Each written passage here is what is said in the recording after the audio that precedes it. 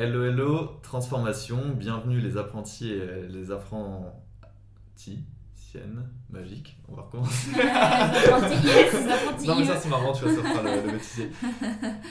Hello, hello, transformation, apprenti magicien et magicienne moderne, je suis avec Jenna Blossom pour l'interview et du coup Jenna, je vais te laisser te présenter parce que nous on a discuté un petit peu en off à côté mais je te laisse te présenter pour les auditeurs qui ne te connaissent pas encore forcément. Bah écoute, bonjour, merci de m'avoir accueilli et De invité rien. ici sur ton podcast. Donc, se présenter, alors c'est toujours une histoire assez particulière. On commence par où, on commence par quoi, quels termes on met, quelles étiquettes. Donc, en général, je dis que moi je suis coach en développement personnel et spirituel. Je suis enseignante aussi dans le sujet, auteure, conférencière. Et, je parle beaucoup d'intuition, d'énergie, de mission de vie aussi. C'est le sujet sur lequel j'ai écrit un livre. Et je partage sur YouTube, sur mon site, à travers des articles et à travers des ateliers, des stages, des conférences. D'accord, et c'est surtout pour ça en fait que je voulais t'interviewer. Parce que en ce moment je fais un peu le tour, je regarde bon forcément des gens que je suis déjà, ce que je te suivais déjà, mais en plus qui sont inspirants et qui mêlent en fait deux côtés. Donc qui mêlent le côté entrepreneuriat, je lance des affaires, et le côté un peu invisible, le côté un peu intuitif qu'on retrouve pas forcément partout, et qui est un peu pour moi en fait une sorte de nouvelle école. Du coup c'est pour ça que je veux le diffuser au plus grand monde, au plus grand nombre, et du coup au monde. Et du coup j'ai une question pour toi par rapport à ça, c'est en quoi la spiritualité et le business ils peuvent être liés. Et en fait, pour toi, en fait, juste selon ta définition, où est-ce qu'ils se rejoignent? Ouais, c'est une bonne question. Et d'ailleurs, c'est une question que je me suis moi-même posée, un sujet qui me passionne, parce que j'ai même fait une formation qui s'appelle Business Intuition. Donc, j'ai déjà beaucoup réfléchi sur la question. Et en tant qu'entrepreneur, en tant qu'indépendante, et aussi en tant que personne très intuitive et très connectée, pour moi, les deux sont en fait exactement disons, deux côtés d'une même pièce. C'est-à-dire que c'est toujours s'écouter. Ok. S'écouter à la fois dans comment on gère nos affaires, comment on gère notre business, être notre propre patron, prendre nos propres décisions, mener notre barque en fait, exactement comme on pourrait mener notre vie en fait. Sauf que c'est pas notre vie, c'est notre business, mais les deux sont interconnectés forcément.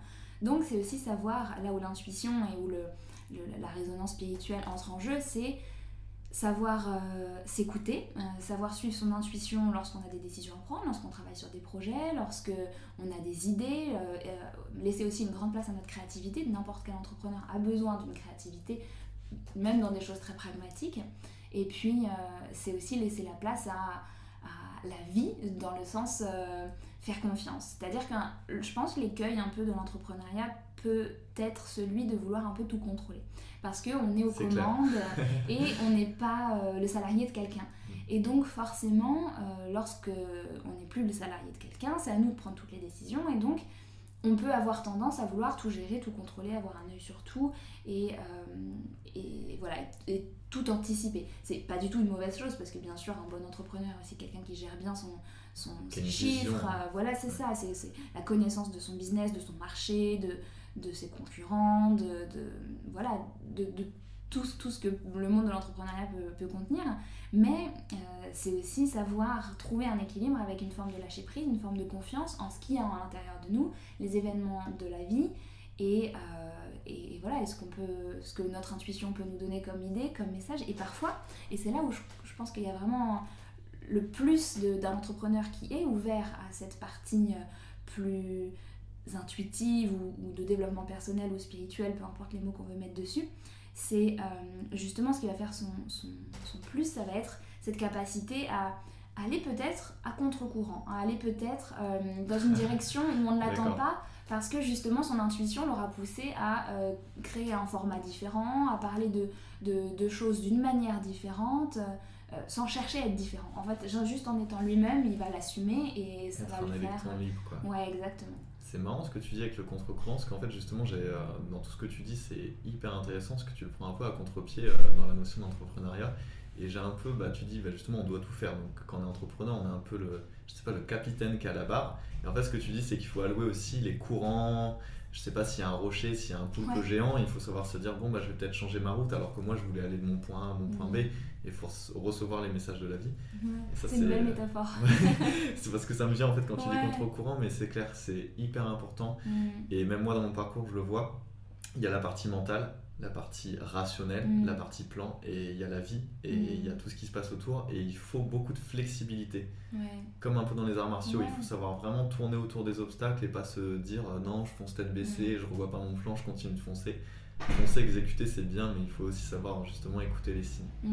Ouais, c'est ça, et puis pour n'importe qui est un petit peu ouvert à ces sujets-là, je pense que c'est aussi de trouver le bon équilibre entre être bien ancré, être bien à l'aise avec les préoccupations de la matière, donc l'argent, la compta, les finances, l'administration, la paperasse, et puis aussi voilà, les plans, l'anticipation, les projets, la technique.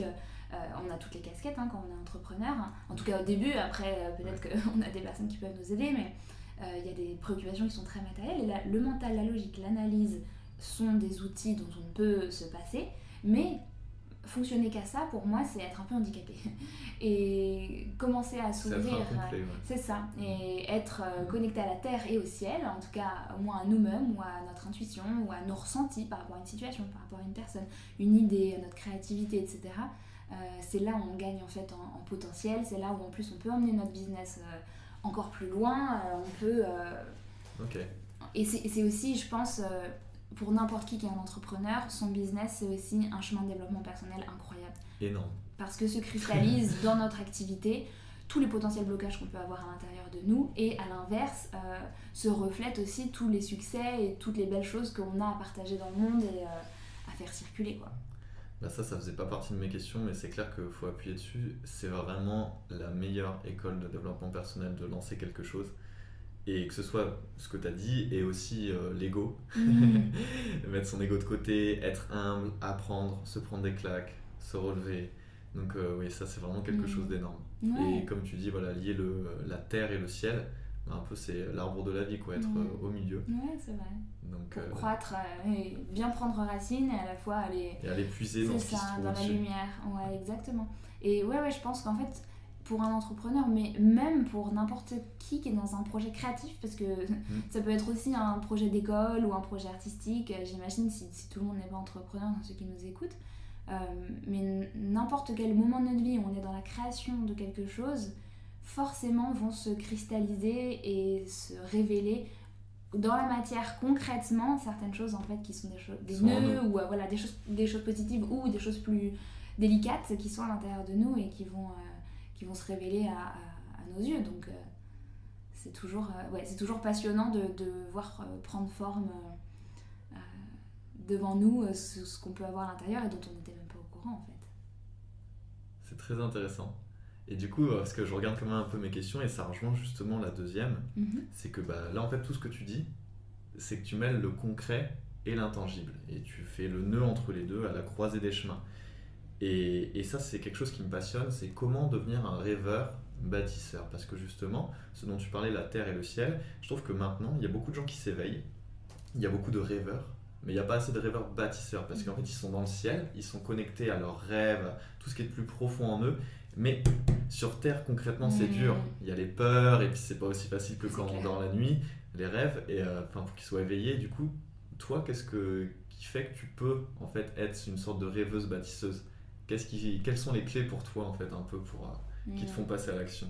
C'est une bonne question, et c'est un sujet que je retrouve hyper souvent avec mes clientes notamment, où je remarque beaucoup et j'observe que c'est quand même souvent des femmes, mais absolument pas que, qui ont justement ce problème de passage à l'action. C'est-à-dire que beaucoup de choses sont dans l'esprit ou dans l'idée ou dans l'irréalisé et le j'aimerais bien, mais après quand il s'agit d'écouter son intuition dans la matière concrètement et de poser les actions, c'est difficile. D'accord. Je pense que c'est lié, après je répondrai vraiment à ta question, mais je pense que c'est lié aussi notamment avec une temporalité différente, c'est-à-dire que quand on a l'idée elle est déjà réalisée dans notre tête. Par contre après, la temporalité de la mise en œuvre dans la matière, elle est beaucoup plus longue et fastidieuse, et elle va, peut-être ça va être plus, voilà, on a l'idée d'un tableau, mais alors entre le moment où on va le penser et le moment où on va le réaliser, ça va être difficile, et c'est possible que le résultat soit pas à la hauteur de ce qu'on avait projeté. Donc c'est ça qui est un peu difficile. Donc pour répondre vraiment à ta question, déjà, qu'est-ce qui fait que j'arrive à la fois à rêver et à la fois à mettre certaines choses en pratique, en œuvre, peut-être pas toutes les idées qui me traversent l'esprit. Je dirais déjà le sens que je donne aux choses. C'est un truc qui est hyper important pour moi et dont je parle très souvent, notamment dans mon livre. C'est un peu le but aussi, c'est que pour moi, tout être humain, on a besoin de sens pour faire les choses. Et je prends souvent l'exemple de l'athlète qui va faire du saut de haie. L'athlète qui va faire du saut de haie, il est déterminé à arriver le plus rapidement possible à la ligne d'arrivée et il va franchir tous les obstacles un à un. Si vous mettez quelqu'un qui n'a jamais entendu parler du saut de haie, qui ne sait pas ce que c'est et qui n'a aucune raison de se déplacer jusqu'à l'autre bout rapidement, il va traîner des pieds, il va arriver devant des obstacles qui sont hyper hauts, il va se dire c'est haut, est-ce que je peux pas contourner, attends il y en a encore 5 derrière, attends c'est quoi cette histoire, moi je veux retourner au début, pas de carotte quoi. Voilà c'est ça, il sait pas pourquoi il fait les choses, donc pourquoi il se donnerait du mal et il prendrait le temps de se dépasser et se déplacer pour franchir cet obstacle. Donc vraiment la notion de sens, pourquoi on fait les choses et pourquoi c'est important pour nous. Et souvent aussi de ce truc d'entrepreneur, et moi j'en parle aussi souvent, c'est que moi je fais pas les choses pour aider les autres. Alors on va dire c'est hyper bizarre, t'es coach, tu fais des conférences et des livres, il y a des ateliers pour accompagner les gens à s'ouvrir et à aller mieux dans leur vie, etc.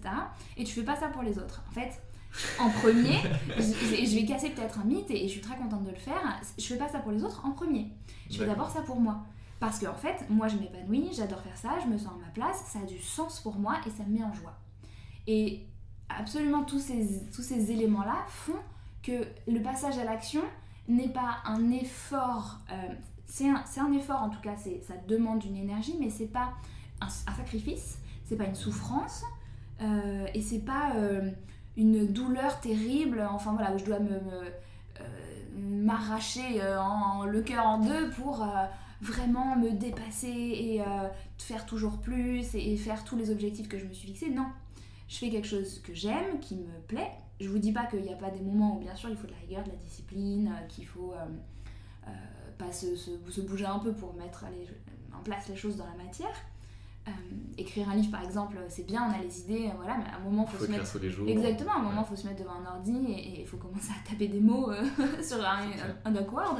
Mais le sens que je donne à ça, la joie que ça m'apporte personnellement, pas en me disant quand ça sera lu par tant de personnes ça va m'apporter de la joie, non, le processus même me met en joie.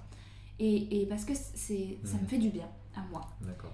Et je pense que quand un entrepreneur est dans sa zone justement de joie, d'enthousiasme, ouais, exactement, et bien les obstacles qu'il peut y avoir, la technique, la longueur ou la lenteur potentielle du projet, rien ne va t'arrêter. En fait, on peut les accepter parce qu'on sait pourquoi on le fait et on sait que le processus même. Exactement. Et c'est même pas un prix à payer, enfin, c'est même pas, je vois même pas ça comme un sacrifice, je vois ça comme c'est le chemin en fait, et c'est ça qui est intéressant. Très intéressant. Ouais. Et en fait, pour moi, le résultat final, donc si on continue sur l'exemple du livre, les gens qui vont le lire, j'en parle d'ailleurs dedans, je leur dis, à la limite, si personne l'avait lu, bon, j'aurais été un peu déçue, c'est vrai, j'aurais passé des mois de ma vie à faire un truc, mais en fait, je l'ai fait pour moi. Donc, à la limite, si personne l'avait lu, mon premier rêve, il était réalisé. Et que les gens le lisent et d'avoir des retours extrêmement positifs, ça, c'est la cerise sur le gâteau, c'est le bonus, c'est la gratitude. Mais c'était pas mon but, donc j'ai pas un vide à combler. Tu vois, j'ai pas une case à cocher sur ma to-do list. Mais pas sur l'externe. C'est ça, en fait, j'ai pas un vide à combler ou une reconnaissance à attendre. J'ai juste la joie de la créativité, de le faire, et après, advienne que pourra. Mais ça demande un niveau de lâcher prise et de confiance assez mais important. En fait, là, tu viens de lâcher énormément de clés.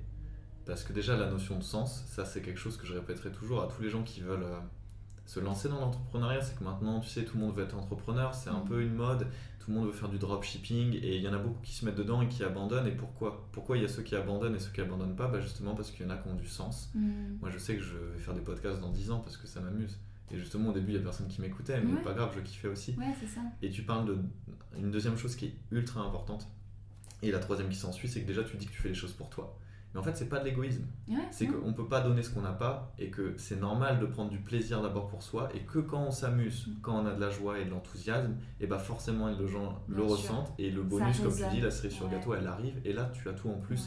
Mais il faut arrêter de vouloir faire les choses par besoin de validation externe, il faut que ça soit validé par l'intérieur, par du sens. Et troisièmement, tu parles du processus, le chemin, et ça pareil, j'en parle super souvent aussi, mais c'est quelque chose que j'ai expérimenté, compris, pas juste lu. d'arrêter de vouloir juste atteindre la montagne, arriver au prochain sommet, Ouais. et de ne pas vivre pendant les 2 ans du parcours et de vivre pour ces 1 seconde où on arrive au sommet, mais après c'est fini, on doit Ouais. déjà redescendre, Bien sûr. on doit déjà viser Puis notre après, il y a le montagne. prochain projet, et Mm. après, il y a d'autres. Ouais, Donc c'est vrai. hyper puissant. Et Mm. juste en aparté, enthousiasme, parce que j'aime bien l'étymologie, ça signifie être en Dieu, ou être en l'univers en fait. Donc être dans le flow, dans le fluide quoi. Ouais, NTO, c'est du lac. Sûrement. Ouais. J'avais fait mes Théo, recherches. c'est le- mais- Ouais, du coup, ça donne envie de regarder l'étymologie aussi. Mais ouais, je suis totalement d'accord. Et effectivement, de ne pas faire les choses pour la validation extérieure, mais même en fait pour rien d'autre que le projet en lui-même. C'est-à-dire pas faire les choses pour l'argent, pas faire les choses pour la liberté qu'on va gagner, pas faire les choses pour la validation des autres, pas faire les choses pour se prouver quelque chose à soi-même. Et pourtant, c'est souvent des éléments qui reviennent dans la motivation. Mais j'ai le sentiment, après c'est peut-être personnel, que c'est des carottes un peu entre guillemets, ou alors c'est des buts qui servent pas le projet en lui-même et qui peuvent du coup faire en sorte que Dénaturer le projet peut-être. soit plus fastidieux qu'il n'aurait pu l'être. Parce qu'on fait pas le projet pour lui-même, mais pour un potentiel résultat qui en plus n'est même pas assuré finalement, parce que C'est ça vrai. dépend pas de nous. C'est vrai. Et ça, je le conseille à tout le monde. Même moi, quand j'enregistrais et que je commençais à me dire que j'allais faire des formations en ligne, alors que c'était pas du tout mon truc, et ben j'ai pris un kiff tout simplement génial à enregistrer, à créer mes formations. Et pourtant, je savais même pas si ça allait avoir une suite ou quoi que ce soit. Mais pour moi, je m'amuse. C'est comme quelqu'un qui joue aux jeux vidéo, c'est sa passion. Et je m'amusais. Donc, ce que tu dis, c'est clé. Et justement, tu démolis un autre mythe, en fait, quand tu dis ça. Avec justement même dans l'entrepreneuriat, et c'est pour ça que j'aime bien détruire un peu des mythes, c'est le sacrifice, ça doit être dur, si tu veux y arriver, travaille 15 heures par jour, non, prends pas un café, prends pas une pause, t'es fou, tu vas pas réussir. Alors que toi en fait t'es plus dans ce que t'essaies de dire, c'est un peu l'effort joyeux. Ouais, Et j'aime beaucoup ça, c'est énorme. cette expression, j'avais jamais entendu ou mis ça sous ces mots-là, mais je suis complètement d'accord. Et d'ailleurs, ça se retrouve dans la plupart des choses que je partage. J'essaye de faire comprendre aussi que, et la vie de manière générale, en fait, on grandit avec cette idée du mérite et du sacrifice pour s'autoriser à être heureux. Et ça se voit beaucoup dans le rapport à l'argent. Par exemple, quelqu'un qui gagne beaucoup d'argent, il sera plus ou moins validé par la société s'il a vraiment souffert, travaillé mais comme un chien et sacrifié une partie de sa vie et que c'était vraiment difficile pour lui et que là on se dit bon Lui au ça moins il va, a bossé. il a mérité. Franchement C'est ce lui qu'on il va a dire. mérité, ok. Par contre le mec sur YouTube qui fait 10 millions de vues à chaque fois et qui gagne plein d'argent, non attends, c'est scandaleux, n'a aucun talent, enfin vous comprenez bien. Donc, il kiffe et il donne du C'est kiff. ça, quoi. c'est complètement aberrant, voilà. Et en fait, qu'est-ce que ça révèle ça de notre société? Ça révèle que on autorise les gens à... C'est pas uniquement l'argent, hein, mais à être heureux ou à avoir ou à être bien que s'ils ont franchement souffert. C'est comme s'il y On a avait... bavé, quoi. Ouais, c'est comme s'il y avait une incitation à la souffrance et qui faisait qu'on avait de la valeur parce que franchement on avait traversé des trucs difficiles. Et en fait pour moi ça c'est ancien monde quoi. J'ai l'impression que c'est un vieux paradigme ancien de nos grands-parents ou de nos parents qui oui ils ont vécu la guerre ou ils ont vécu enfin pas nos parents mais nos grands-parents plutôt, ils ont vécu des trucs difficiles, ok, donc ils ont ça encore en eux. Présent, ouais. Ouais, voilà. Mais j'ai envie de dire, nous, bien sûr, notre génération, on ne connaît pas la guerre. En revanche, on a aussi nos difficultés, comme absolument tout le monde. Mais ce que je veux dire, c'est que je suis persuadée, intimement convaincue, et je l'expérimente tous les jours, que quand on lâche cette croyance de j'ai le droit d'être heureux, d'avoir du succès, d'avoir de l'argent... que si je souffre, voilà, si on lâche cette croyance-là, qu'est-ce qu'on récupère à la fin? On récupère en fait, j'ai le droit d'être moi-même, de m'amuser, d'être heureux dans ma vie et d'avoir du succès et d'avoir de l'argent et voilà, et d'être bien dans ma vie. Et ça demande un vrai travail sur soi. On a l'impression que oui, c'est facile, on veut tout ça, mais en fait pas du tout. Ça enlève déjà des chaînes qui sont Ouais, hyper profondes exactement. et mentales, parce que là c'est la société qui nous bien forme sûr, à faire ça. ouais, c'est des croyances À souffrir limitantes pour énormes. réussir, quoi. Et c'est s'autoriser à se dire je suis moi-même, je fais ce que j'aime et je m'autorise le succès. Et donc effectivement cet effort joyeux, en fait pour moi c'est vraiment la fluidité. Pour moi je vis ma carrière d'entrepreneur et même ma vie autant que possible à faire en sorte que les choses soient fluides.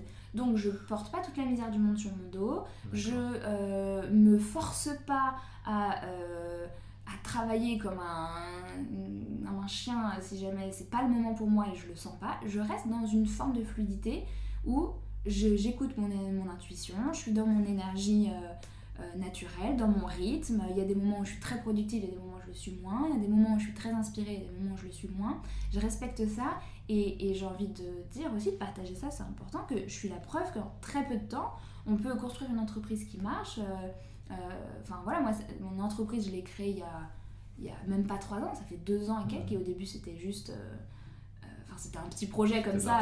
Ouais, c'est exactement, c'était de l'artisanat. Je faisais mon mémoire de sciences politiques à côté, je travaillais, c'était voilà, quelques heures par jour. Et en fait, en écoutant mon intuition, j'ai gagné un temps fou parce que j'ai pris des bonnes décisions au bon moment, où il y a des choses de l'univers aussi qui se sont passées qui n'étaient même pas de mon propre ressort, mais si j'avais pas fait toutes ces choses que mon intuition m'avait dit de faire avant, j'en serais vraiment pas là où j'en suis aujourd'hui. Et aujourd'hui, je gagne très bien ma vie, et j'ai plein de projets, et juste je m'amuse en toute humilité et en toute non mais c'est génial, et voilà. c'est bien de casser un mythe de voilà, tu peux être heureux, tu peux réussir, tu peux gagner de l'argent tout en ayant du kiff. Et justement là tu viens de mentionner l'intuition, et parce que tu dis que t'es la preuve qu'on peut réussir vite, mais justement t'es quand même aussi même dans l'entrepreneuriat, t'es pas un cas unique, mais t'es un cas assez exceptionnel parce qu'on est très peu dans l'entrepreneuriat à justement être dans cette forme de lâcher prise totale et d'écouter l'intuition. Et en tout cas, vu que j'ai été baigné dans des milieux entrepreneuriaux, j'adore les entrepreneurs, leur état d'esprit, et du coup j'ai pu remarquer 2 choses. Ceux qui réussissent, ils ont une vision qui est couplée à de la stratégie, donc quand même des apprentissages, des recettes de cuisine, et l'intuition. Et cette intuition, elle est ultra importante. Mais ceux qui réussissent, c'est ceux qui font un triangle avec. C'est ceux qui arrivent à mêler l'intuition, la stratégie, et là, ils font leur business avec. Et toi, par exemple, là, tu le dis avec une certitude pleine que c'est facile parce que tu es ouverte à tout ce monde invisible et à toute cette intuition. Mais justement, toi, comment tu fais ce mélange entre non, mais on est dans le monde concret, il me faut des stratégies marketing, il me faut un business plan, il me faut de la compta, et j'ai mon intuition et je dois jongler avec ça. C'est une excellente question. Alors j'aime beaucoup cette idée du triangle et je trouve ça vraiment très insightful, voilà, vraiment très éclairant, et ouais, je suis complètement d'accord avec ça. C'est une très très bonne question. En fait, je vais essayer de m'auto-analyser parce que je fais ça de façon assez naturelle, on va dire. Il y a des moments où je sais que c'est le moment. En fait, je pense que dans cette fluidité que j'essaye autant que possible d'appliquer, il y a des moments où c'est le moment de faire ma compta. Et juste, c'est le moment de faire ma compta. Donc, il n'y a pas de... j'ai un plan pour aujourd'hui, enfin, je sais que j'ai à le faire, je le respecte, enfin, comment dire... Il y a un moment où, naturellement, ça ne va pas me prendre toute mon énergie, où je me sentir, il faut absolument que je la fasse, Il y a juste un moment, ça va être le moment, et je vais surfer dessus, et je vais faire cette compta, même si c'est clairement pas le truc que je préfère faire. D'accord. Et après, il y a des moments où... d'ailleurs, c'est souvent dans des moments où je suis en off, entre guillemets, c'est-à-dire une méditation, une balade, une discussion avec quelqu'un, ou une lecture que je vais avoir, une écoute ou quoi, et d'un coup là l'inspiration va arriver. Et pareil, je surfe dessus, c'est-à-dire que l'inspiration arrive, je note, ou je me fais une note mentale, ou juste je acknowledge, je reconnais en fait ce... Et tu acceptes. Ouais, voilà, c'est ça. Et donc, en fait, quand on commence à se faire confiance, il y a naturellement cette fluidité des choses et cette... parce qu'en fait, on a souvent peur que si on contrôle pas tout, on va plus payer nos factures, on va plus faire notre compta, on va être paresseux toute la journée, etc. En fait, c'est faux. Parce que quand on aime ce qu'on fait, quand on a du sens, comme on disait tout à l'heure, quand on a toutes ces choses, l'être humain, il n'est pas inactif. Jamais, on n'est pas fait pour être comme ça. On est fait pour être dans le mouvement, quel qu'il soit.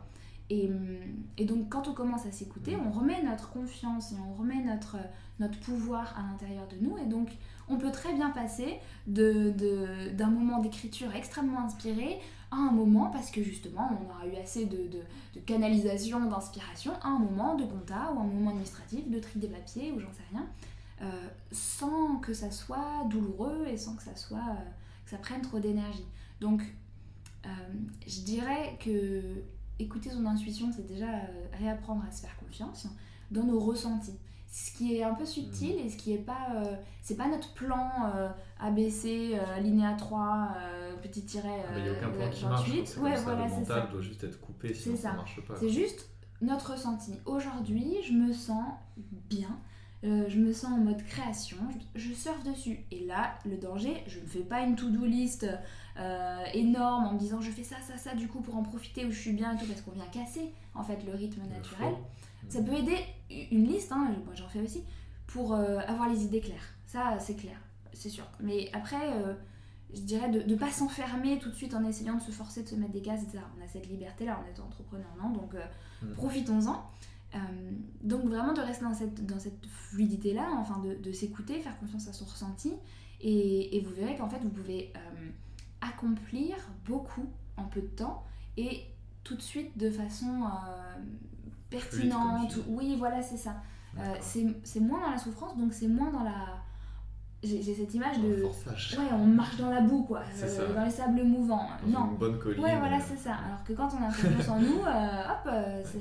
Et ce que tu dis, c'est hyper vrai. En fait, j'aime bien, tu dis, je crois que tu l'emploies souvent, mais tu dis je surfe dessus. Parce que tu sais, il y a tout le temps la notion de flow. Et en fait, ça, c'est... En fait, on a tous ça, on a tous des idées. On a tous des choses qui nous traversent, même des choses qui pourraient faire un business plan, faire un projet, faire un dessin, quel que soit ce qu'on a envie de faire. Et en fait, c'est simple quand ça vient. Moi, je sais que quand ça vient, j'ai même parfois l'impression qu'on me dit branche ton micro. Et ça me l'avait fait il y a 2 semaines. J'étais en plus à la campagne, super. J'étais à l'intérieur, je faisais autre chose. Et là, j'ai l'intuition, sors ton micro. Donc, je le sors et j'avais 2 lignes. Je fais, mais non, mais c'est pas possible. Mon mental reprend le dessus. Et au final, je fais, bon, vas-y, je lâche prise. Je branche mon micro. Et là, j'ai enregistré 4 ou 5 podcasts. À l'affilée, tout est sorti ultra clair, mais j'aurais pas pu le mentaliser, et en voulant mentaliser, ça serait pas arrivé.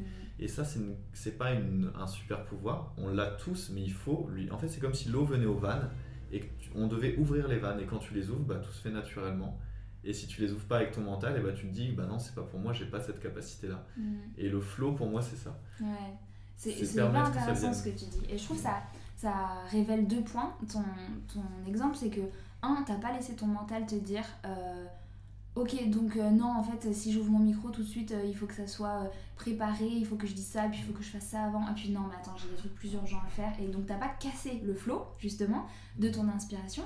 Et 2, aussi, ça te demande du lâcher prise sur ça sera pas parfait au sens du mental, au sens de l'ego. C'est-à-dire le truc nickel, voilà, le truc, du coup ça sera pas le truc vraiment nickel chromo, finition parfaite et tout, ça va être dans l'instant et dans le moment, et ça va sortir comme ça va sortir.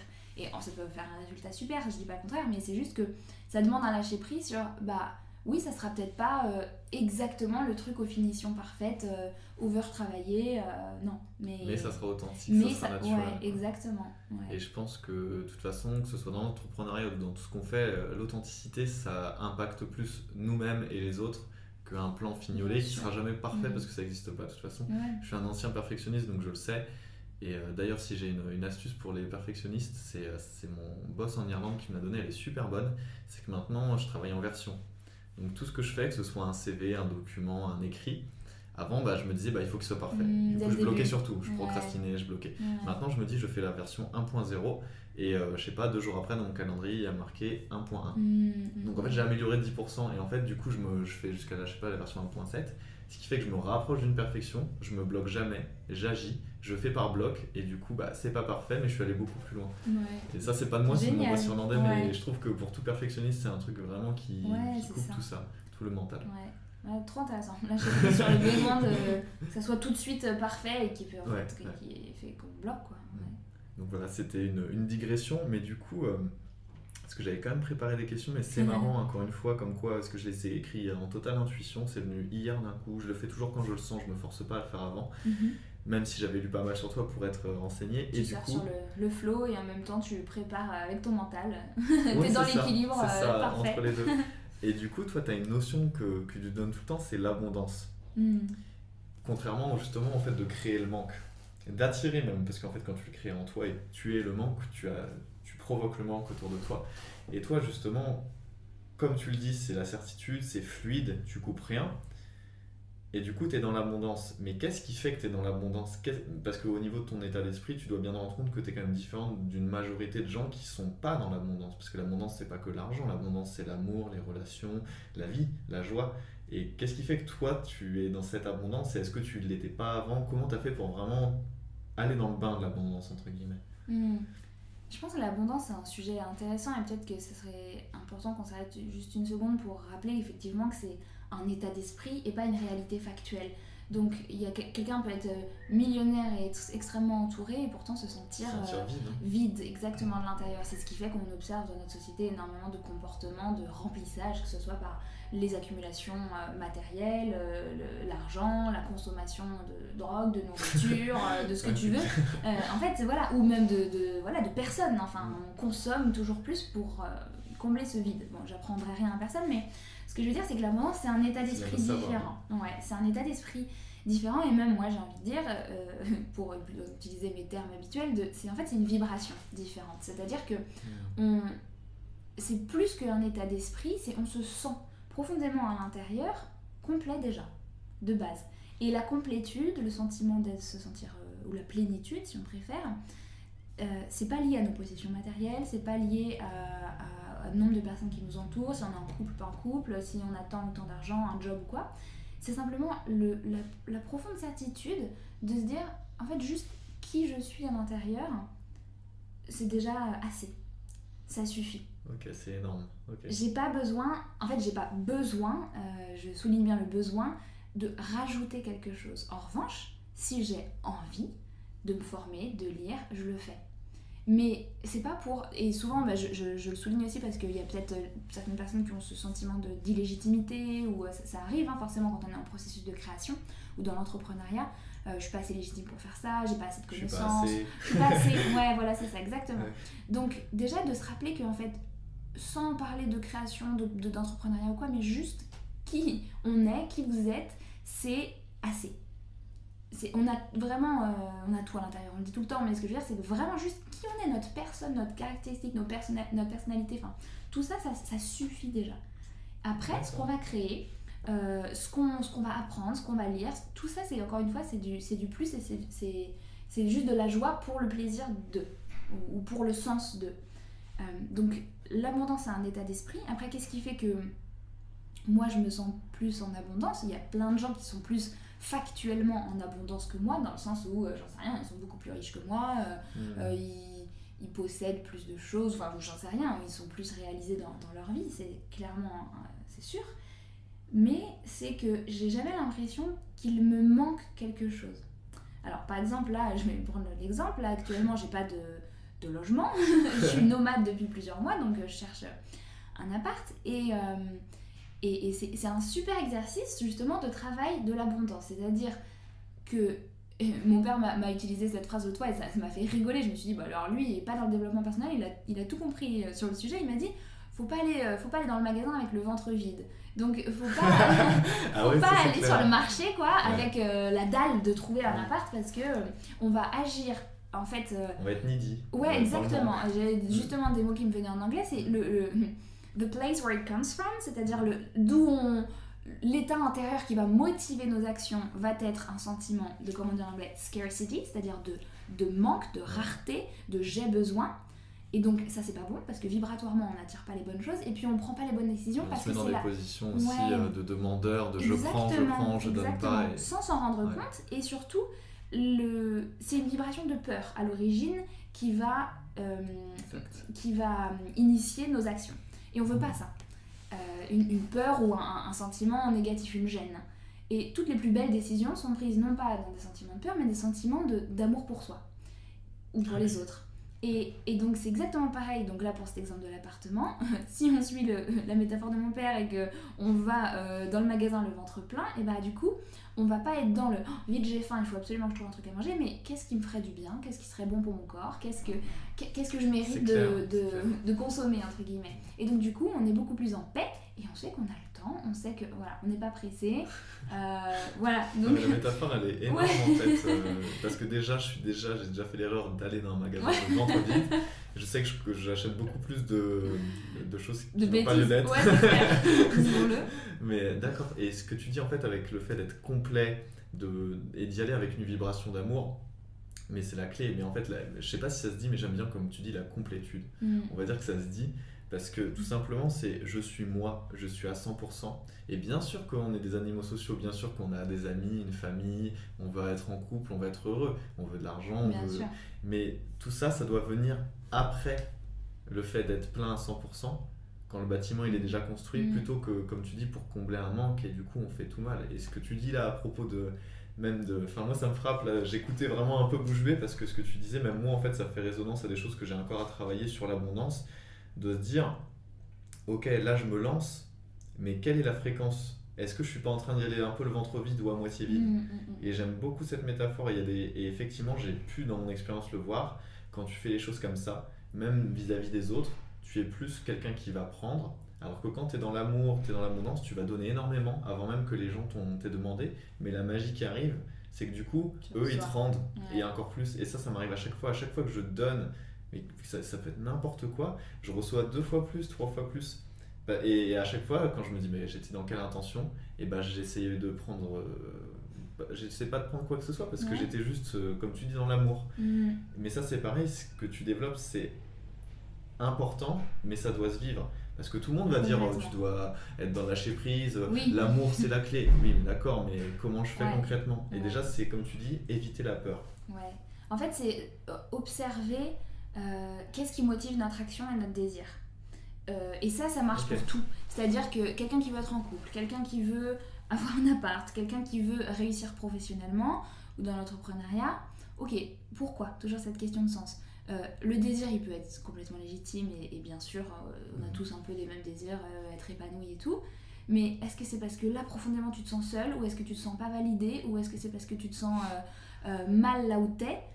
Et donc là, j'ai envie de te dire, mon gars, il a un truc à travailler.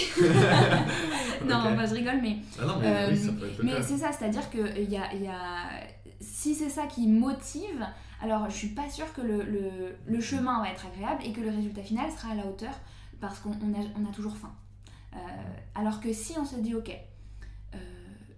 la solitude, ou alors le fait, par exemple, un entrepreneur qui se lance et qui serait pas dans la réussite normale tout de suite au début, ou qui galère, ou ça met du temps à se lancer, ou il est un peu perdu ou quoi, de se dire ok, bon, je sais que j'ai tout en moi, je sais que si j'écoute et que je fais ce que j'aime, au moins le chemin sera agréable. Après, bien sûr qu'il y a la pression de l'argent, je suis pas en train d'être une utopiste et d'oublier qu'on a des responsabilités et une pression financière, et qu'il faut bien mettre des vêtements sur... remplir l'assiette pour oui, voilà, c'est ça, exactement. Je suis pas non plus... voilà. Mais voilà, cette idée de je fais confiance que si j'écoute ce qu'il y a à l'intérieur de moi, ça me mènera exactement là où je dois être. Et après, c'est une croyance personnelle, mais l'univers, il est pas là pour vous faire souffrir, il est aussi là pour vous porter et vous guider dans la bonne direction. L'univers, il est là pour nous aider, mais le truc qu'on comprend pas, et généralement qui est mal vu des gens qui croient pas trop à ça ou qui sont un peu sceptiques, c'est de dire oui, mais là il est pas en train de m'aider. Mais nous aider, ça veut pas forcément dire nous faire une caresse. Parfois, l'aide dont on a besoin, c'est de se prendre une bonne claque. Et puis c'est de parfois, c'est une soi-même belle chose. aussi. C'est que souvent on refuse, souvent on bloque en fait. En fait, l'univers est tout le temps en train de nous aider d'une certaine manière, mais nous, on a décidé que c'était pas la bonne façon, ou c'était pas le bon timing, ou c'était pas exactement comme ça qu'on voulait avoir de l'aide, ou que en fait, on a peur de réussir. Ou alors qu'en fait on bloque, on n'a pas envie, on refuse l'aide. Et donc là, le mental va dire pas du tout, moi je veux gagner de l'argent, je refuserai pas l'argent.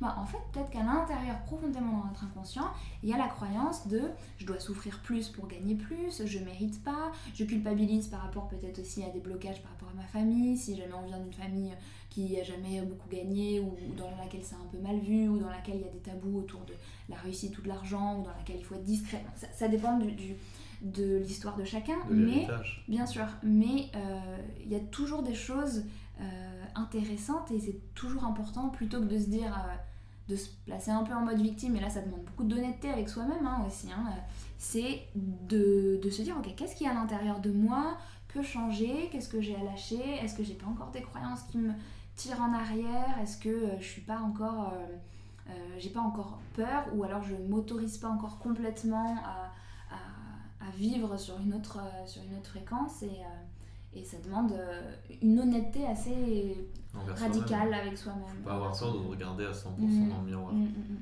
Et du coup, c'est aussi pour ça que je voulais t'interviewer, parce que on retrouve toujours un peu les mêmes choses aussi quand on fait, même que ce soit développement personnel, entrepreneuriat ou même spiritualité.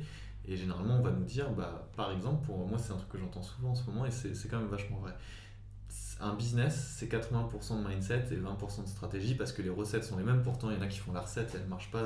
Ils vont préparer un cake dans leur four et ça brûle tout, et ils se demandent pourquoi j'ai suivi la recette. Et alors qu'en fait, c'est le mindset qui pose problème, mais toi, tu parles d'autre chose. En fait, le mindset, c'est le terme anglais, mais pour nous en France, c'est l'état d'esprit. Et toi, tu parles souvent, tout ce que tu dis là, le lâcher prise, et tout le fait de se débloquer soi à l'intérieur, c'est de l'état d'être. Et ça, on n'en parle pas assez souvent. Et toi, comment tu as travaillé sur ton état d'être? Parce que je vois que tu as quand même sûrement travaillé ton état d'esprit, mais au niveau de l'état d'être, tu es quand même plutôt avancé. Ou du moins, en fait, l'état d'être, c'est se permettre d'être soi, mais pour se permettre d'être soi, il faut péter toutes ces limitations, tous ces blocages. Et toi, est-ce que tu as eu à travailler consciemment dessus, ou c'est plus que ça s'est fait, je sais pas, plutôt naturellement de casser ces blocages ou de les défaire? Les deux. En fait, je pense qu'à partir du moment où on commence à travailler son état d'esprit, pour que ça marche vraiment, il faut travailler son état d'être. C'est-à-dire que si on change son état d'esprit, par exemple, en se disant ok, à partir de maintenant, je vais être un optimiste. Ok, donc on décide de changer son état d'esprit, donc on va se dire allez, on voit les choses de façon positive, etc. Et on est obligé, pour que ça fonctionne vraiment, de changer son état d'être. Parce que tant que ça reste en surface du mental et de la pensée à laquelle on ne croit pas du tout, il se passera absolument rien. Vraiment absolument rien. C'est comme de l'huile et de l'eau. C'est-à-dire que ça ne s'interpénétrera jamais. En revanche, à partir du moment où on commence à faire descendre à l'intérieur de nous, à laisser infuser, moi j'aime bien ce mot parce que c'est vraiment le sachet de thé qu'on met dans l'eau, une nouvelle idée, une nouvelle croyance, une information qu'on va avoir entendue, captée, ressentie, là il peut se passer des choses. Et c'est là dans notre état d'être où c'est j'accepte profondément, peut-être pendant 5 secondes ou 1 minute, ou voilà, le temps qu'on veut, déjà de voir la vie de cette façon-là. Je me donne l'autorisation d'expérimenter cette croyance ou cette pensée comme étant une réalité. Juste pendant quelques secondes, et on voit ce que ça fait. C'est juste du mental, c'est juste... voilà. Et ça change tout en fait. C'est là où on passe de l'état d'esprit, en tout cas de la réflexion, au ressenti intérieur profond. Et c'est aussi, donc ça c'est la première chose, et la deuxième, c'est qu'il s'agit aussi d'une décision. C'est-à-dire que moi je pense profondément, tout part toujours d'une décision vraiment profonde. On décide, ferme. Ouais, voilà, avec nous-mêmes. Et c'est ça, et c'est pas une action, c'est juste, c'est pas, allez, à partir de maintenant je vais être un optimiste, c'est, je décide qu'à partir de maintenant, je me définis comme un optimiste. Et le mental, il va rigoler, il va dire n'importe quoi, je te connais, t'es tout le temps en train de te plaindre, en train de voir les choses négatives, etc. C'est pas grave. Ma décision, elle est prise et j'ai planté la graine. Et à partir de ce moment-là, on laisse la graine pousser et on l'arrose petit à petit. Oui, du jour au lendemain, on va pas devenir le plus grand des optimistes. Mais en revanche, au fur et à mesure de la pratique, on commence, petit à petit. Et ça va finir par prendre de plus en plus de place jusqu'à devenir une véritable réalité. Et pour en revenir à moi, comment est-ce que j'arrive à incarner, on va dire, cet état d'être, c'est que déjà cette question de la décision, ça me fait penser à une chose qui, je pense, a changé ma vie sans m'en rendre compte. C'est que quand j'avais peut-être 17 ans ou 18 ans, un jour, vraiment profondément, je l'ai senti à l'intérieur de moi, j'ai pris la décision qu'à partir de maintenant, je serais heureuse. mais quoi qu'il se passe, mais vraiment quoi qu'il se passe. Vraiment, je me suis dit, en fait, le bonheur, c'est une décision, c'est pas du tout un truc où j'attends, voilà. Je serai heureuse quoi qu'il se passe.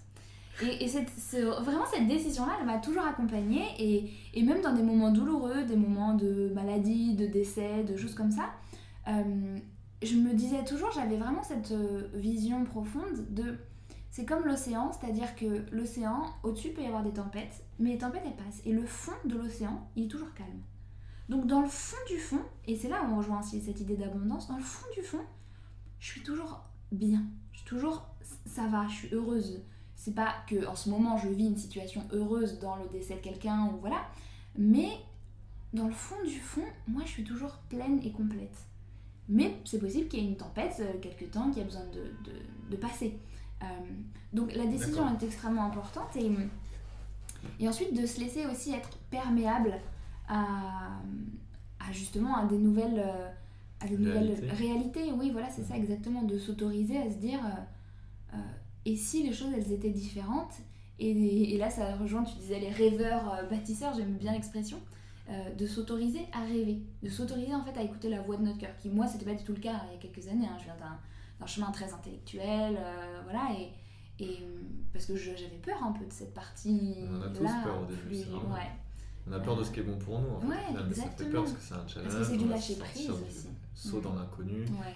Et je parle souvent des rêveurs bâtisseurs parce que c'est un peu une de mes passions, d'avoir commencé moi à transcender tout ça, dans le sens où j'étais un rêveur depuis longtemps, j'avais des perceptions, des intuitions depuis longtemps, mais concrètement dans la matière, j'étais hyper timide, donc ça n'arrangeait rien, mais je m'étais créé aussi une carapace d'hyper timide, mais j'arrivais pas à me dire concrètement je vais faire un petit pas dans la réalité.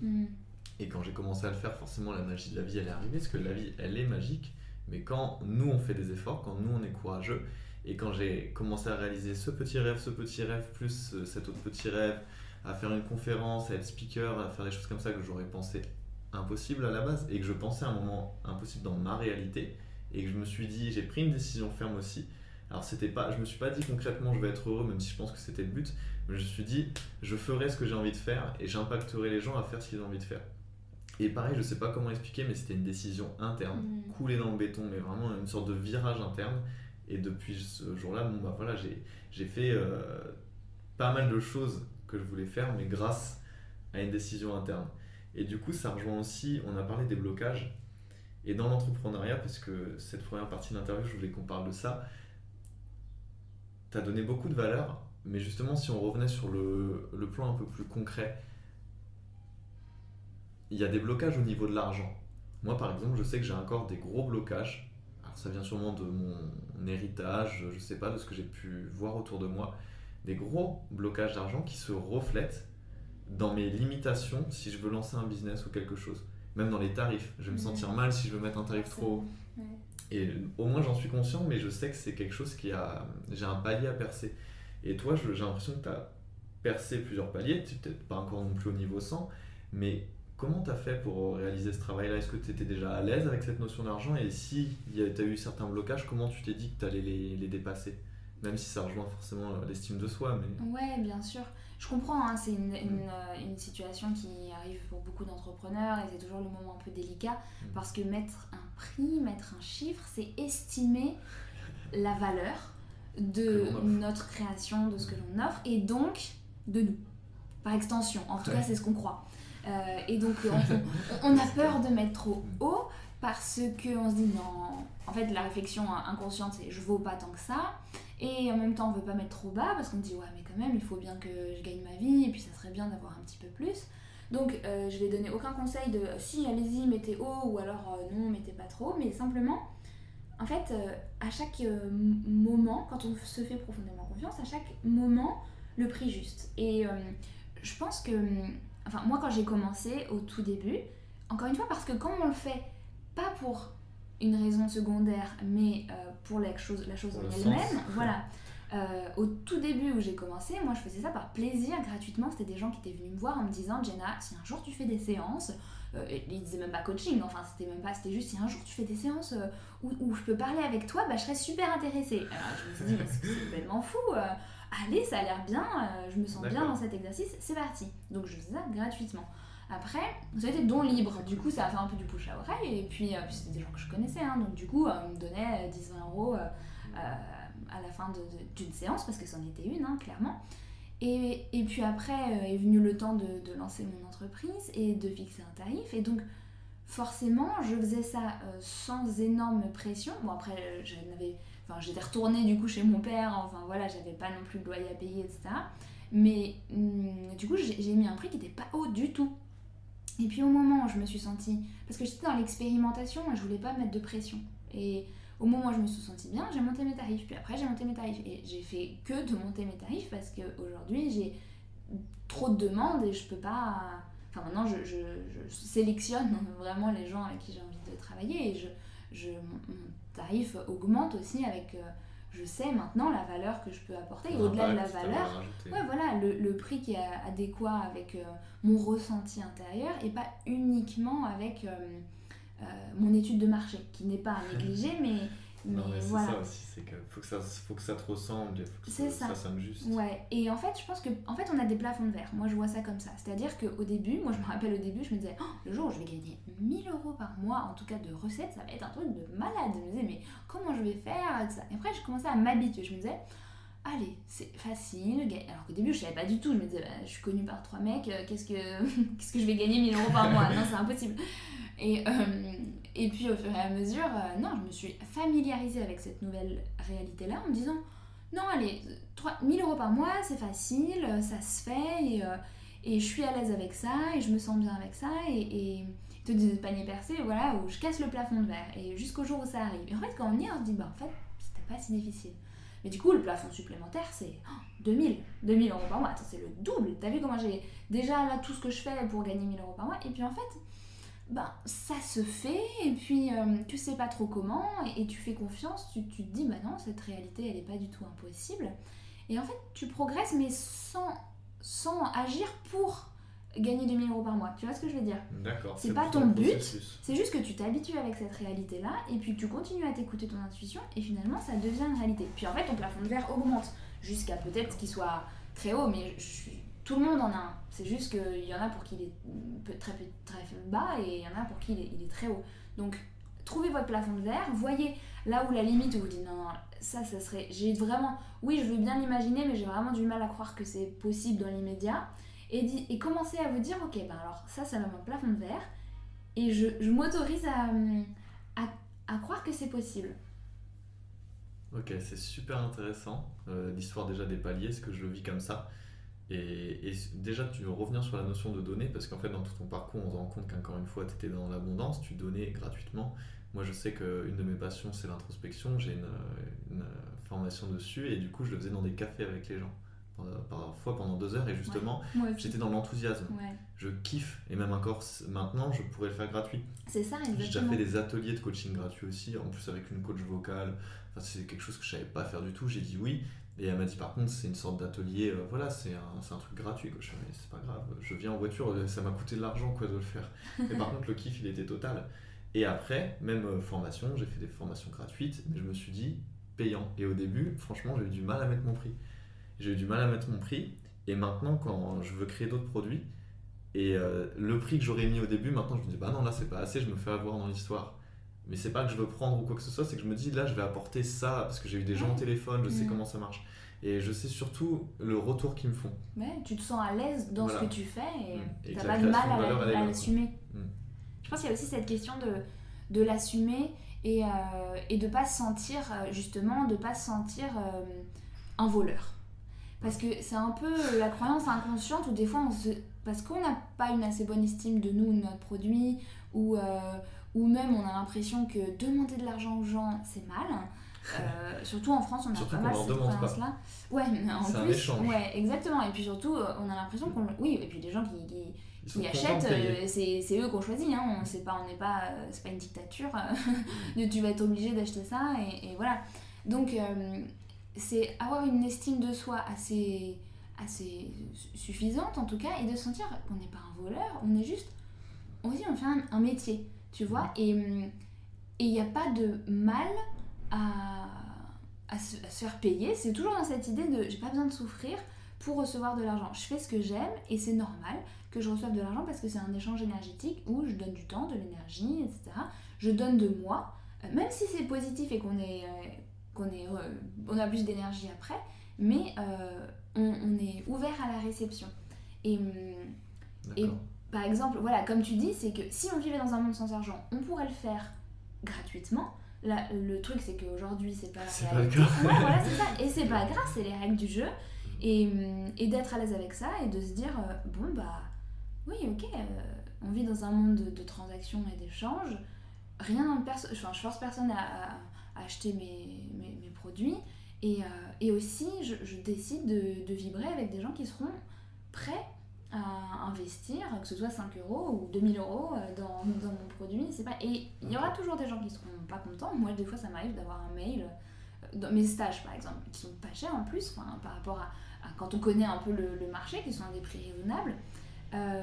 J'ai déjà eu des gens qui me disent c'est scandaleux, 300 euros pour 2 jours, c'est pas possible. Moi, une fois, j'ai vu un stage, il était à 180 euros. Oui, au fin fond de la Meurthe-et-Moselle. Voilà. Non, mais exactement. Et puis, voilà, pas le même nombre de personnes. Je veux dire, voilà, moi, je suis pas là pour me comparer justement avec un autre produit de quelqu'un. Voilà.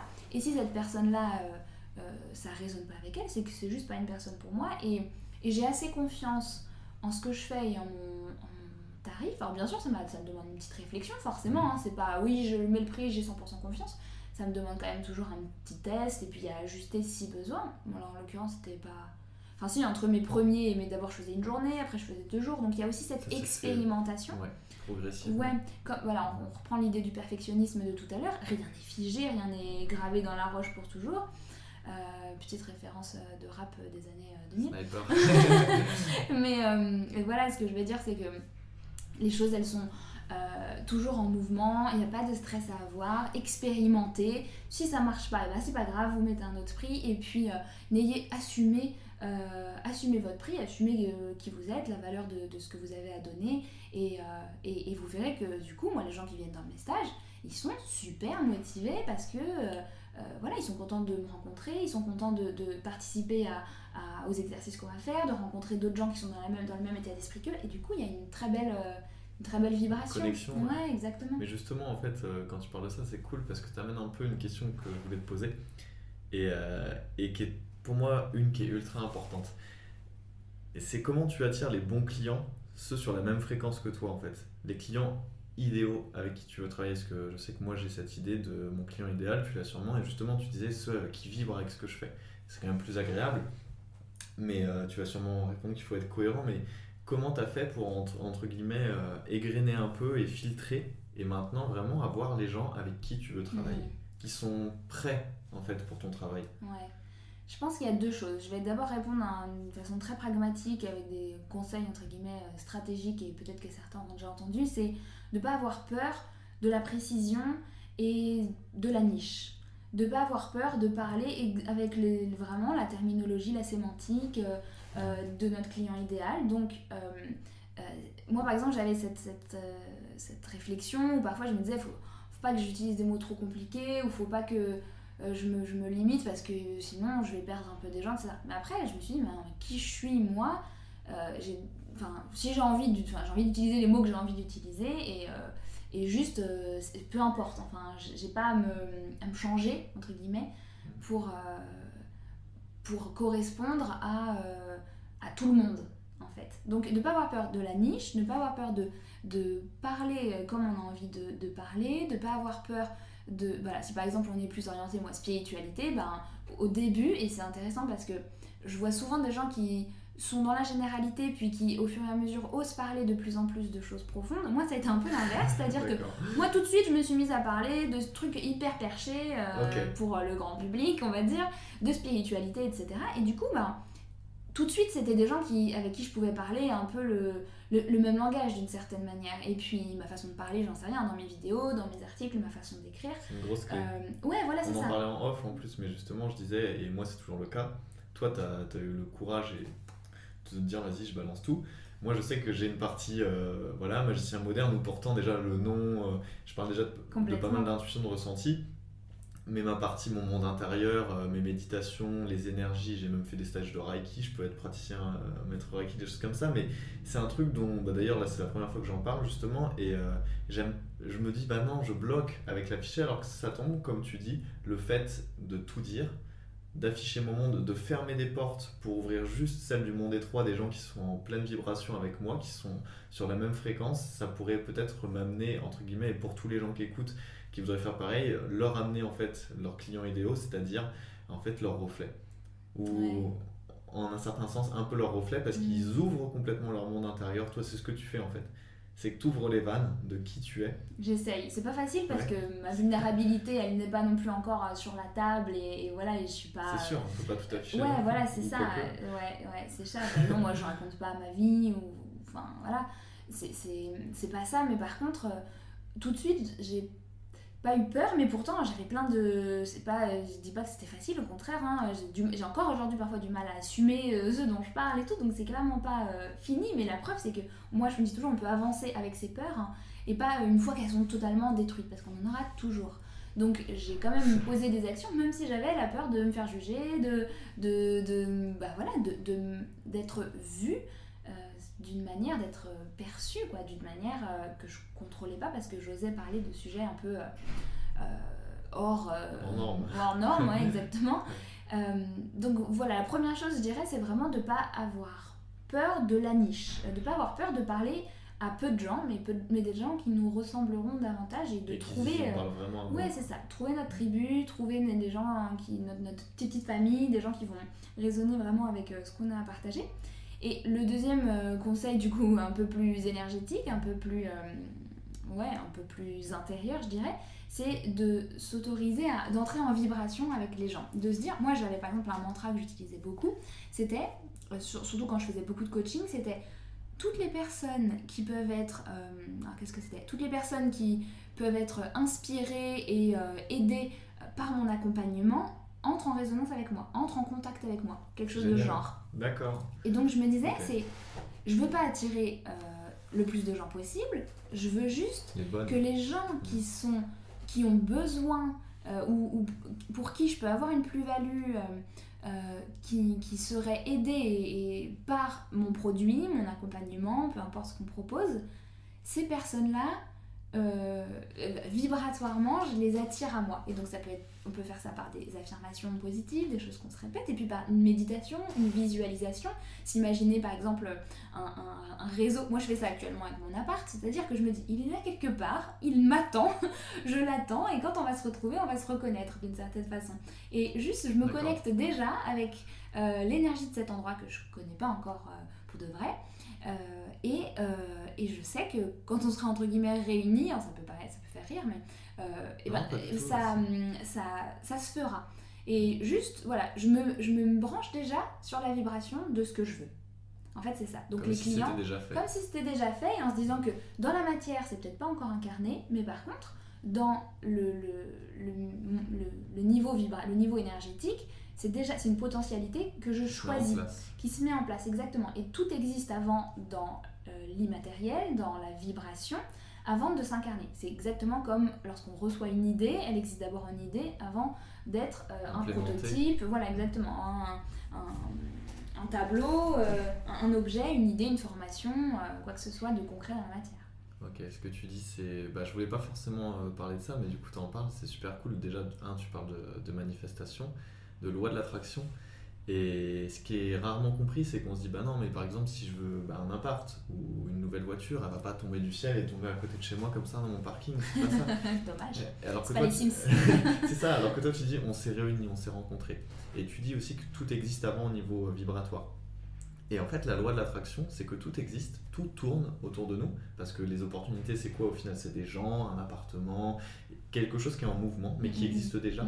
Et c'est juste que nous, on se met dans une vibration et on se met dans une fréquence qui nous permet de rencontrer cette chose-là.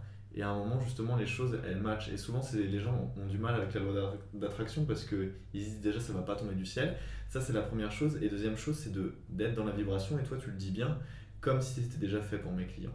Et le truc, c'est que justement, vu que ça joue au niveau énergétique, si tu y crois les 2 premiers jours, mais que le 3e jour, dans ta tête, c'est « Ouais, mais en fait, la loi d'attraction, je suis sûr que ça marche pas, c'est des conneries. » T'émets une vibration qui va dans l'autre sens. Et après, tu dis « Ouais, j'y crois. » Et après, tu réémets une vibration où tu y crois pas vraiment. Et du coup, tu dis « ça marche pas. » Parce que t'es pas dans la foi absolue, t'es pas dans la certitude que ça va arriver. Et je pense que c'est le problème pour beaucoup de gens qui veulent manifester. C'est que tout entre en compte. Le doute, les pensées négatives, tout ça, ça coupe la fréquence et ça te ramène sur quelque chose de plus bas. Et c'est normal de douter parce que je comprends, on est des êtres où on remet tout en question, où on analyse, où on se dit mais est-ce que si, est-ce que ça, on se pose beaucoup de questions. Donc je comprends, c'est normal de douter. Et peut-être pour faciliter justement, tu vois, j'ai pas envie d'être un peu une gourou qui dit si, croyez, à partir de maintenant c'est ça, et vous devez croire ça. La magie existe. Ouais, voilà, c'est ça. Non, mais moi, cette idée de ça existe quelque part, juste de croire que ces clients ils existent. Parce qu'en fait, quand on se dit oh, j'ai pas de clients, j'ai pas de clients, j'ai pas de clients, bon, déjà, sans parler du fait que plus on met de l'énergie dans quelque chose, plus ça se renforce. On renforce. Mais surtout, c'est qu'en fait, on a la croyance que du coup, personne veut venir nous voir, les clients ils n'existent pas, ils se montrent pas, ça marche pas, ce qu'on fait, on le fait pas assez bien. Enfin, du coup, ça soulève tout un tas de questions. Peut-être que oui, il y a des choses à améliorer, j'en sais rien sur la com ou quoi, mais si vous changez votre vibration et que vous êtes en mode les clients, ils existent, ils sont là quelque part. Je suis prête à les accueillir dans ma vie, je suis prête à les accueillir dans mon business, je suis prête à faire ce qu'il faut pour qu'ils puissent entrer en contact avec moi, je suis prête à recevoir les bonnes idées, les bonnes intuitions. Déjà, on change de vibration, et changer de vibration, ça veut dire quoi? C'est pas du langage, c'est pas du chinois ou j'en sais rien, c'est juste on change d'état intérieur.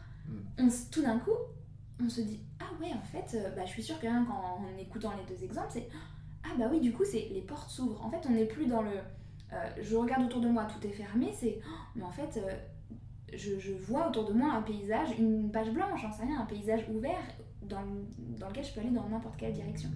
Et quand justement on se met dans cette énergie-là, dans cet état d'être-là, là on a la place d'accueillir du coup les intuitions. Donc tiens, et si tu faisais une page Facebook, ou tiens, et si tu partageais ça, ou tiens, aussi tu écrivais sur ce sujet, qui est peut-être pas du tout en rapport avec ce qu'on croyait. Par exemple, voilà, moi, l'appartement, je me dis, ah tiens, si je passais un coup de fil à cette copine que j'ai pas appelée depuis longtemps, voilà, mon mental, il va pas du tout faire le lien, etc. Et en fait, si ça se trouve, c'est en parlant avec elle, je vais aller la voir, je vais aller en allant la voir une agence, enfin je dis n'importe quoi, mais voilà. La vie se met en place dans voilà, c'est ça. Du coup, on est prêt à accueillir les bonnes intuitions qui vont mettre en place les bonnes actions, si on s'autorise à les écouter, qui vont du coup nous amener là où on doit aller. Et ça peut aller beaucoup plus vite que si on cherche comme un chien, et de l'agence immobilière qu'on aurait trouvé en allant voir cette copine qu'on a appelée, voilà, au lieu d'avoir l'intuition de l'appeler, on se dit non, il faut d'abord que j'appelle toutes les agences immobilières de Paris pour trouver l'appart de mes rêves, et du coup on aurait perdu 4 jours à appeler les... Enfin, tu vois ce que je veux dire, à appeler toutes les agences avant de tomber sur celle-là. Peut-être le résultat est au final le même, mais le processus c'est qu'on crée beaucoup de magie. Et exactement. Encore une fois, là, c'est un podcast et c'est ça que j'aime bien, c'est que dans mon podcast, je parle des deux. Il y a de l'entrepreneuriat, de l'intuition, du monde intérieur. Et ce que tu dis, c'est hyper vrai. Et encore une fois, moi, tout ce que j'ai créé jusqu'à maintenant, en perso, et même parfois pour des boss, c'est très souvent à l'intuition. Même mon compte Instagram, je me suis pas dit je vais devenir un influenceur Instagrammeur, je vais avoir des contrats avec des marques. Non, pas du tout. En fait, je faisais une méditation et j'ai une intuition qui m'a dit fais un compte magicien moderne. Comment ça, Instagram? J'avais jamais eu Instagram en fait. J'étais un peu un papy de la technologie, j'avais un vieux téléphone Vico, on pouvait même pas mettre d'application dessus. Et là, l'univers se met en route, on m'offre un téléphone. Mon ami qui me dit absolument non, tu dois avoir un téléphone d'homme moderne et tout. Je suis bon, on est d'accord. Et du coup, je le mets, je commence à faire des vidéos et tout s'est enchaîné comme ça. Les formations, c'est pareil, c'était des intuitions que je devais le faire. Le podcast, pareil, une intuition. Et pourtant, maintenant, c'est quelque chose de concret que les gens écoutent. Et puis maintenant, j'ai des entrepreneurs, j'ai des gens comme toi et d'autres. Et du coup, tout ça, c'est fluide. D'ailleurs, ça me vient aussi à l'esprit que tu dis souvent que ça doit être fluide. Et c'est pour ça qu'il faudrait que tu regardes ce que fait Joanne Yangting, que j'avais interviewé sur le podcast. Vous ressemblez beaucoup et tu parles aussi de kiffer, d'être dans le game, dans la joie. Et en fait, c'est un peu tout ce qu'il dit. Donc du coup ça serait intéressant que tu ailles voir ce qu'il fait, et c'est surtout d'être fluide. Et ça rejoint la dernière question justement, parce que le contraire de fluide, c'est le blocage. On a dit le blocage à l'argent, et moi il y a un dernier blocage que je vois dans l'entrepreneuriat, c'est le marketing. Soit c'est vu comme un truc giga cool, soit c'est vu comme mais c'est démoniaque, c'est vraiment le démon 666, alors que pas forcément quoi. Et pourtant on peut tous avoir ça. Même j'avais travaillé avec une entrepreneuse en Irlande qui avait ce problème là.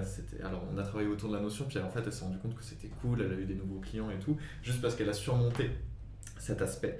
Et je sais même plus ce que j'avais écrit. Voilà, comment influencer positivement et pourquoi est-ce primordial? Parce qu'en fait pour impacter, il faut communiquer.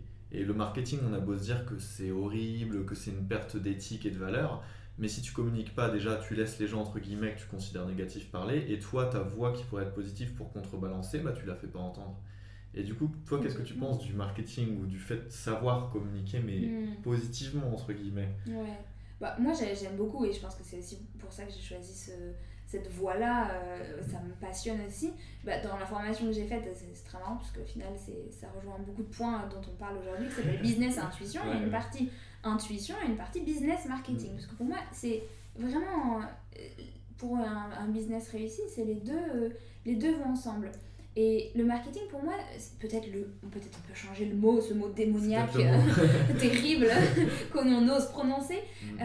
Mais pour se dire, c'est donner une voix à ce qu'on fait, à qui on est.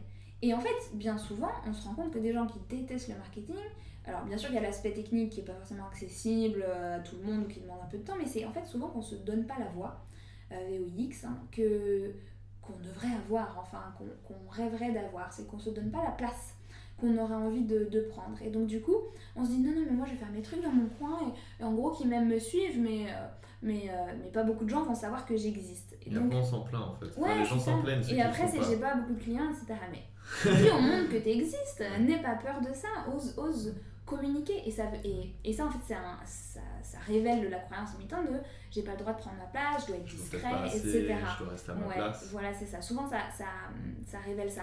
Donc, moi j'ai envie de dire, le marketing, c'est fascinant en fait, quand encore une fois, ça a du sens pour nous. Et on a des choses à prendre et à pas prendre, on prend aussi ce qui nous parle, mais de se donner en fait les moyens dans la matière de donner une résonance à des messages qu'on a envie de partager, à un projet artistique, à une idée d'un nouvel objet qui va révolutionner le monde, j'en sais rien en fait. Quand on commence à croire en qui on est et en ce qu'on fait et qu'on est porté comme ça, on a envie de le faire savoir aux autres. Pas en mode toc toc, je vends des aspirateurs, ouais voilà c'est ça, achète mon aspirateur, voilà. Mais plutôt dans cet état d'esprit de regarder le monde, regarder les gens qui sont comme moi. Moi je fais ça parce que ça me fait kiffer, mais moi je passe l'aspirateur parce que c'est mon plus grand kiff dans la vie, et du coup c'est pas un toc chez les gens, c'est tous les gens qui vont être passionnés d'aspirateurs comme nous, ils vont venir et vont se dire mais super cet aspirateur, ça coûte combien? Et c'est pas du tout la même énergie en fait. Ça c'est que t'es pas en train de soutirer, t'es juste en train de partager un truc. Voilà, exactement. Et donc j'ai envie de dire, le marketing ça peut être top si jamais on croit en ce qu'on fait, et surtout qu'on dédiabolise le truc et qu'on se dit mais c'est pas compliqué, tu peux commencer par envoyer 3 mails à des gens et t'inquiète, c'est déjà une forme de marketing, t'as pas besoin d'être le nouveau roi de l'autorépondeur pour... C'est clair, et moi j'avais commencé cette aventure-là du mail, et une petite anecdote, c'est que j'étais peu coutumier avec ça, et je commence, donc j'ai ma petite liste email, je crois que j'avais 100 personnes et quelques au début, et... C'est déjà bien. Ouais, et du coup j'envoie mes mails, et puis là je vois qu'à un moment, peut-être au bout de 7 ou 8 mails, il y en a 4 ou 5 qui se désinscrivent, et ma première réaction, ça a été « Oh mais non, mais il y a des gens qui se désinscrivent, j'ai vu que 2 inscrits, et là il y en a 4 d'un coup, tu sais un peu. » Alors qu'en fait après je me suis dit, mais en fait c'est parfait, et les gens qui ne me conviennent pas, ça tombe, je les saoule avec un message qui n'est pas en accordance avec eux, mais ceux qui restent, ils restent parce qu'ils kiffent ce que je leur envoie. Mais encore une fois, c'est de dire bon, je communique, et c'est pas un mal, parce que pareil pour le marketing ou les newsletters ou tout ce qui va avec, ceux que ça va saouler, parce qu'on leur fait pas du négatif, c'est juste que c'est pas pour eux, ils ne le regardent pas. Par contre, tous ceux à qui ça peut plaire, ils ont une chance d'entendre ce message. Comme moi, ma vie elle a été transformée par des entrepreneurs, des gens qui ont mis leur contenu en ligne et sans lequel j'aurais pas pu évoluer sur certains aspects. D'ailleurs, je crois que je t'en avais parlé sur Instagram, mais tes méditations guidées, c'est celles que je crois que j'écoute le plus, c'est un truc de fou. Je les écoute très très souvent, surtout celles du matin et celles du soir, des préoccupations avec les bruits de vagues et tout. Et c'est tout bête, mais j'adore méditer sans support. Mais ces méditations-là avec un support, que toi tu as eu entre guillemets, tu t'es dit je communique, je mets mon message. Et souvent elles m'aident à rentrer direct dans l'état recherché, parce que je sais, ça me crée un ancrage quoi. Et si tu l'avais pas fait, ça m'aurait pas procuré certaines évolutions dans mon monde intérieur. Donc encore une fois, c'est pas démoniaque, c'est juste de dire ça va correspondre à des gens et je communique au maximum, j'ai pas honte de ça. Bien sûr. Puis comme la télé, en permanence, sur la télé, la radio, il y a des contenus qui sont diffusés. Si ça t'intéresse pas, t'as pas la télé, et puis voilà, c'est tout. Moi j'ai plus de télé depuis moi non plus, mais c'était pour le... Parce que justement, il y avait un flow constant de choses qui me convenaient pas. C'est pour l'idée que si t'as envie de te brancher sur une chaîne, tu t'y connectes, sinon et après, changes, voilà, et quand t'as eu ta dose ou quand ça te correspond plus, t'as plus de télé chez toi. Donc c'est marrant cette histoire de newsletter, je l'ai travaillé avec 2 clientes, une pour les newsletters, une sur son compte Instagram, où où justement elles avaient un peu cette réaction de se dire oh, c'est terrible, c'est que ce que je fais ça doit pas être assez bien, si les gens se désabonnent. Ouais, c'est très marrant parce qu'au lieu de voir tous les gens qui sont restés et qui peut-être lui ont répondu et qui sont encore là, impactés, quoi. Ouais, c'est ça. Et ça m'a fait rire parce que je me suis dit ah ouais, j'avais jamais vu ça comme ça. Moi à chaque fois j'ai au moins 20 personnes entre les 5 et 20 personnes qui se désabonnent, ça m'est déjà arrivé plus. Bon après j'ai une liste un peu plus grosse, mais et je m'étais jamais dit oh zut, vraiment j'en ai rien à faire. Mais vraiment, enfin ça me passe au-dessus. Je me dis, enfin je regarde les chiffres mais ça veut rien dire pour moi. Je me dis mais oui, bah c'est bien, ça se trouve ils avaient envie une fois d'avoir un truc et puis ouais voilà c'est ça, et puis après je comprends plein de mails et puis et c'est encore cette idée d'abondance, c'est-à-dire que ma liste elle fait que grandir, où mes projets ils continuent de se développer et que j'ai 10-20 personnes qui n'ont pas envie de lire mon petit mail où je raconte ma life une fois par mois ou j'en sais rien, bah c'est pas grave, tant mieux, enfin ça me... Moi, je me sens toujours complète, ils m'ont rien retiré et ils font leur vie et je leur souhaite tout le meilleur du monde et c'est très bien quoi. Enfin...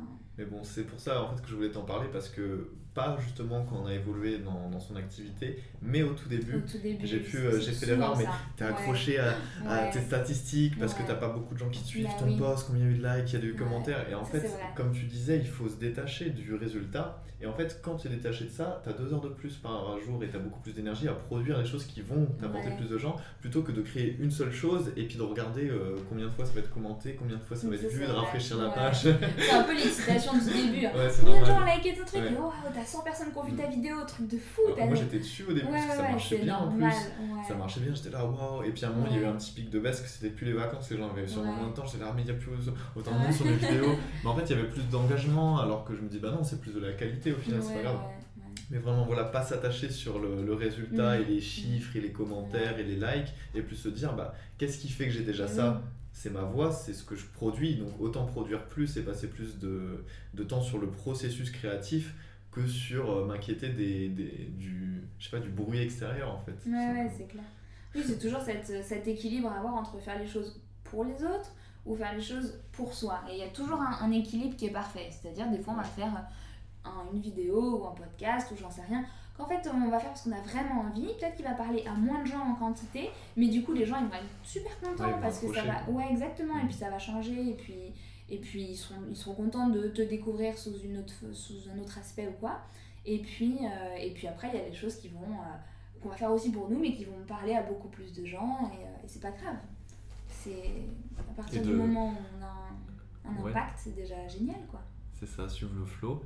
Et ce qui est marrant, c'est que justement, vu qu'on parle beaucoup d'intuition, j'avais un plan pour l'interview que j'ai pas respecté parce que justement, faut incarner ce qu'on dit. Donc, du coup, allez hop, on a rebondi.